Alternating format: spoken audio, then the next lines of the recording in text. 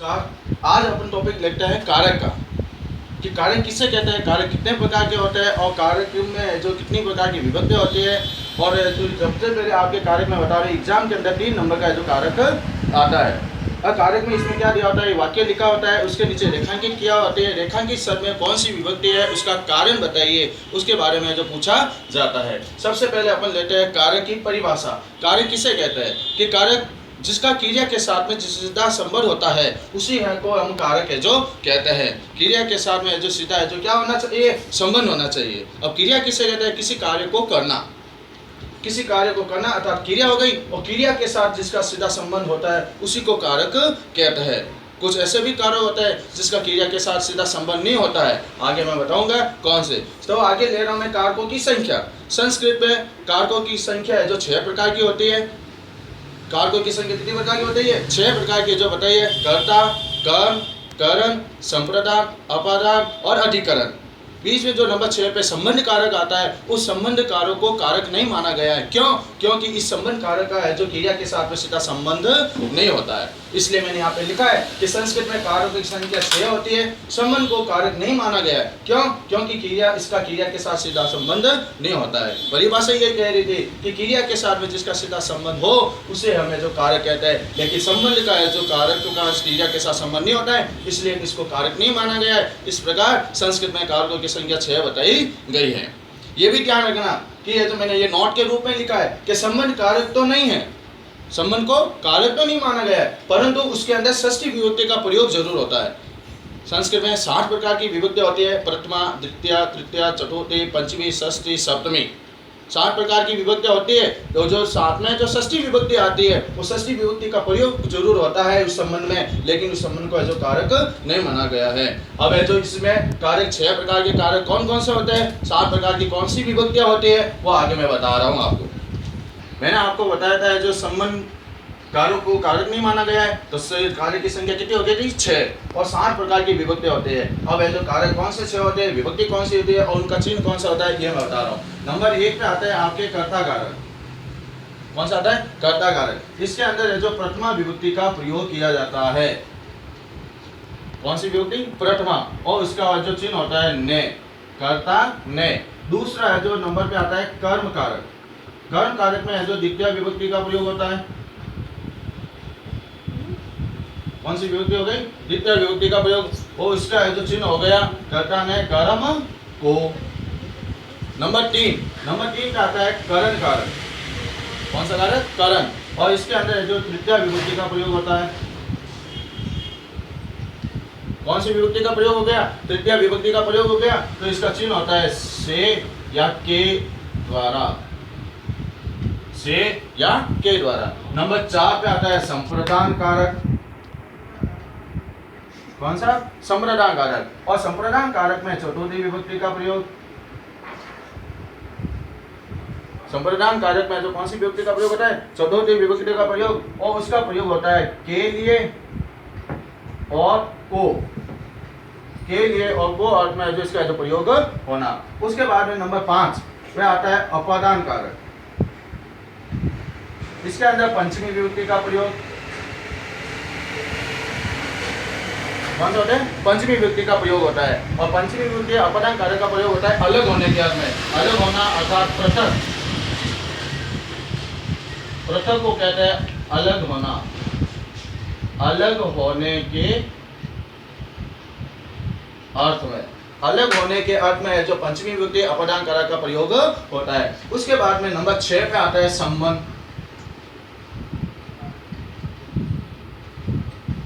संबंध, जो संबंध कारक नहीं माना इसको, लेकिन मैंने अभी बताया था इसको है जो षष्ठी विभक्ति का प्रयोग जरूर होता है। तो यहाँ पे आ जाएगा आपके षष्ठी विभक्ति। ये ध्यान रखना, इसको कारक नहीं माना है लेकिन इसके अंदर षष्ठी विभक्ति का प्रयोग जरूर होता है। तो षष्ठी विभक्ति, और इसका जो चिन्ह होता है का, के, रा, गे, री, ठीक है। और नंबर 7 पे आता है आपके अधिकरण कारक। अधिकरण कारक, और इसके अंदर है जो सप्तमी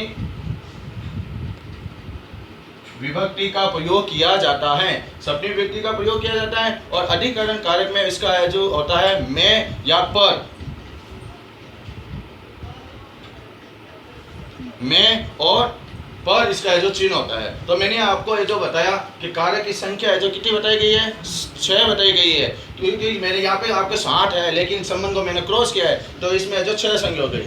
विभक्तियाँ कितनी होती है, 60 प्रकार की होती है। संबंध में जो षष्ठी विभक्ति का प्रयोग है जो जरूर होता है और मैंने आपको चिन्ह के रूप में जो बताया। इसका ये ध्यान करना कि कर्ता कारक में हमेशा प्रथमा विभक्ति का प्रयोग होता है। जो जिस नंबर पे कारक होता है उसी के अंदर उसी नंबर का जो कारक का जो प्रयोग किया जाता है। जैसा कि ये जो कर्ता में प्रथमा, नंबर 4 पे जो कौन सा आ रहा है, संप्रदान आ रहा है, तो संप्रदान आ रहा है तो इसमें कौन सा हो गया, चतुर्थी विभक्ति का जो प्रयोग हो गया। नंबर 5 पे आ रहा है अपदान, तो इसके अंदर आपके जो पंचमी विभक्ति का हो गया। नंबर 6 पे संबंध, संबंध कारक नहीं है लेकिन विभक्ति का प्रयोग जरूर होता है, ध्यान रखना। षष्ठी विभक्ति का प्रयोग और अधिकरण कारक में जो आपके सप्तमी विभक्ति का प्रयोग है जो होता है। उसके बाद में आगे में अपन एग्जाम में कैसे आते हैं उसके अनुसार, तो नंबर 1 कौन सा है, कर्ता कारक है। तो आज अपन जो कर्ता कारक के बारे में जो बता रहा हूं मैं आगे।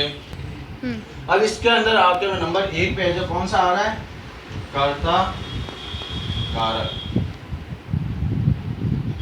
कर्ता कारक में जो मैंने अभी बताया था कि कर्ता कारक पहले तो इसको किसे कहता है कि कर्ता, तो इसमें जो ये बताया गया है कि कर्ता कारक क्रिया को करने में जो स्वतंत्र होता है, क्रिया को करने में स्वतंत्र, क्रिया को करने में जो स्वतंत्र हो वो ये जो कर्ता होता है। अब क्रिया को करने में स्वतंत्र कौन होता है, क्रिया मैंने अभी बताया कार्य को करना।